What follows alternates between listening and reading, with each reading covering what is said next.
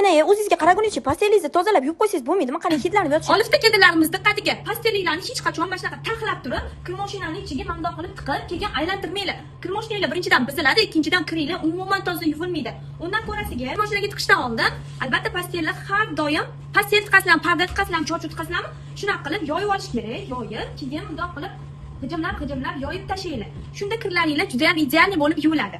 Ikkinchi xatoyinglar kir mashinaga kir solganinglardan keyin parashokka solish. Bunda kirlaringlar 100% dog' bo'lib yuviladi. Shuning uchun birinchi navbatda kir mashinanglardan kirni olasizlar. Birinchi parashok solasizlar. Parashok solganinglardan keyin pastel aylantirayotganinglarda albatta granula solasizlar qizlarjonlar. Granula bilasizlar hid zo'r beradi va pastellinglarning rangini o'z joyida ushlab turadi. Bitta qoshiq solsanglar bo'ladi, mana solarasizlar. Keyin bemalol pastellinglarni solib aylantirsanglar ham bo'ladi. Shunda ko'nglinglar xotirjam, pastellinglar ham top-tozagina bo'lib aylanadi.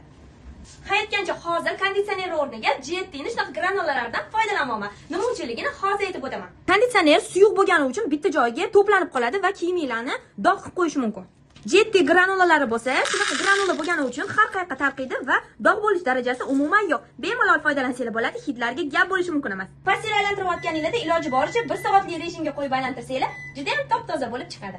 Jetti granulalarni men qoldirgan profildan va Uzummarketdan bemalol xarid qilishingiz mumkin.